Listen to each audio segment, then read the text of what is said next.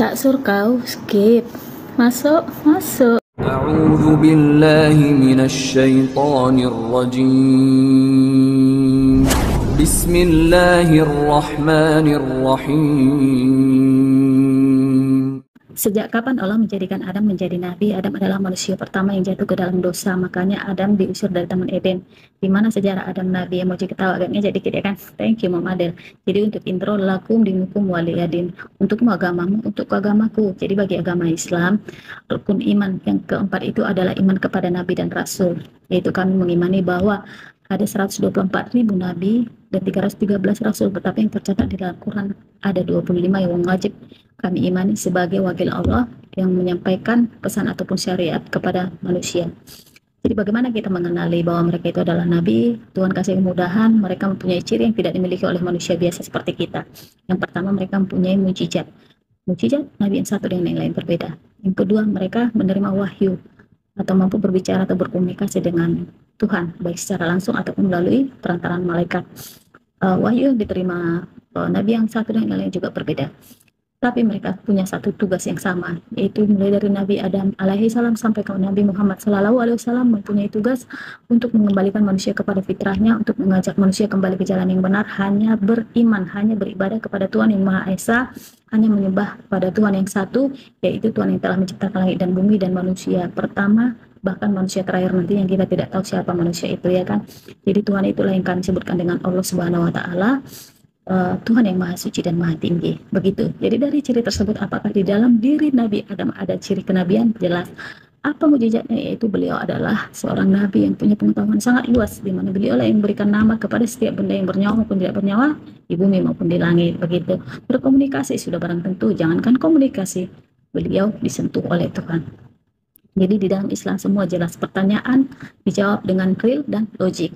Jadi mungkin dari komentarmu ini, bagi kalian Nabi Adam hanyalah manusia biasa, sekedar manusia yang berdosa, yang telah mewariskan dosanya kepada kalian, yang oleh karena dosanya manusia kehilangan kemuliaan sehingga tidak lagi bertemu dengan Tuhan, begitu ya kan.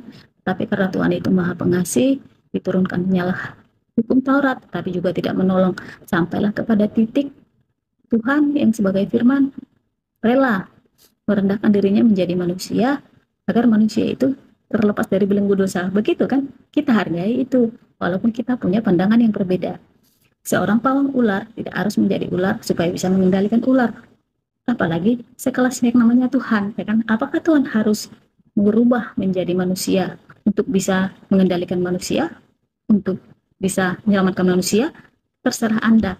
Kalau katakan iya, silahkan lanjutkan. Kalau katakan tidak, alhamdulillah, subhanallah, la ilaha illallah, Allahu Akbar. Thank you. Assalamualaikum guys. My name is Soleman. I'm to speak with you. Be a good person. Don't do bad job. You know the kind people just want to do kind job. And you know my father said to me, you must be good boy.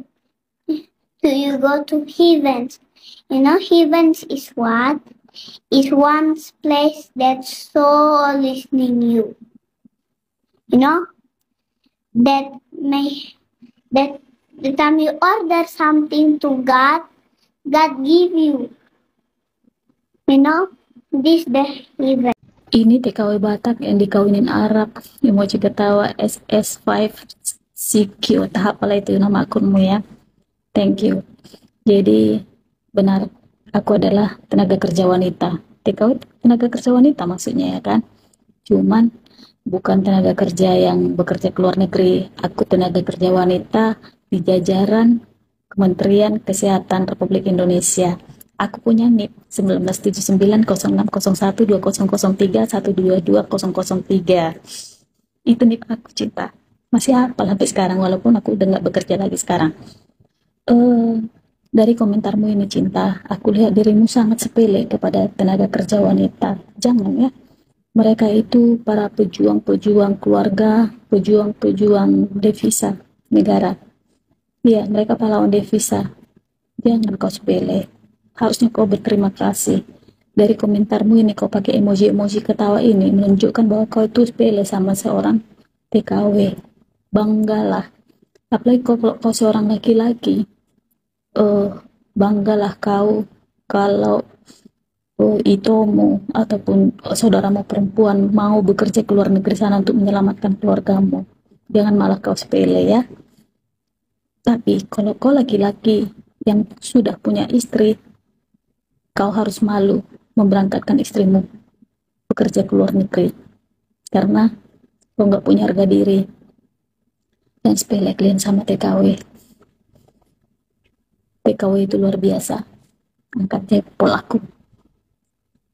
Salut aku sama kalian semua TKW dimanapun kalian berada. Pahlawan devisa kalian, sumpah. Alhamdulillah, Alhamdulillah, all praises to Allah, all praises to Allah. Kenapa salawat hanya untuk Nabi Muhammad? Kan kasihan Nabi yang lainnya nggak tiap hari disalawati sama-sama Nabi, Bu. Thank you Maria dan Mane. Jadi di video yang sebelumnya kita cerita bahwa para Nabi itu adalah pilihan, utusan, tangan kanan ataupun kepercayaan Allah Subhanahu Wa Taala, dan mereka sudah dijamin tempatnya, coy. Sudah aman, mereka udah jelas ada ayat-ayatnya kan. Jadi kita nggak perlu kasihan sama mereka, yang perlu kita kasihan itu adalah diri kita. Kasihanlah dirimu, ya. Jadi kita juga bersalawat bukan untuk kepentingan Nabi, tapi untuk kepentingan kita, supaya nanti di akhirat, di padang mahsyar, nama kita diingat, kita mendapat syafaat. Begitu cinta. Jadi bersalawat kepada Nabi yang lain boleh. Kami saat sholat di tahiyat akhir itu bersalawat kepada Nabi Ibrahim alaihissalam. Mulai dari Nabi Adam alaihissalam sampai pada Nabi Muhammad boleh kita bersalawat. Itu tidak salah dan itu baik, ya. Sesuai dengan rukun iman kita juga, dimana kami mengimani 25 Nabi itu boleh kita salawati. Karena sebenarnya secara praktek, secara pelaksanaannya dari mulai Nabi Adam sampai ke Nabi Isa alaihissalam sudah melakukan praktek keislaman, dimana syariatnya semua sama untuk mengajak umat supaya bertakwa, supaya beribadah, supaya percaya hanya kepada Tuhan yang satu, Tuhan yang esa, yaitu Allah, sang pencipta, sang khalik, the creator. Begitu cinta, ya. Tapi kenapa kepada Nabi Muhammad SAW aja kita yang intensnya bersalawat? Karena Nabi Muhammad lah yang membawa agama Islam, begitu. Jadi ku ilustrasikan lah ya supaya enak, supaya gampang. Katakanlah suatu sekolah, SMU Negeri 2 Bali, Gesopo Surung lah aku bilangnya, karena aku dulu sekolah di situ. Semua murid-murid ini adalah umat Islam, begitu ya. Guru adalah Nabi gitu. Jadi kita harus hormat, harus patuh kepada semua guru, begitu ya kan. Tapi kita pasti lebih intens, lebih banyak komunikasi, lebih sering bertutur sapa kepada wali kelas kita. Dan tidak salah kita menyapa, menghormati guru yang lain, begitu cinta ya. Dan sebagai guru murid yang baik, pasti kita ini sangat senang supaya nama kita diingat, ya. Bagaimana caranya? Kita melakukan tugas kewajiban kita sebagai murid, kan begitu. Kita sering bertanya, kita sering menyapa supaya nama kita diingat. Untuk apa itu? Untuk kepentingan guru kah? Bukan, untuk kepentingan diriku, supaya kelak aku bagus nilaiku, naik kelasku, kan begitu ya. Masuk nggak? Masuk lah ya. Jadi sebenarnya aku agak gimana dengan komentarmu ini. Mau nangis takut dosa, mau ketawa takut kecil. Thank you.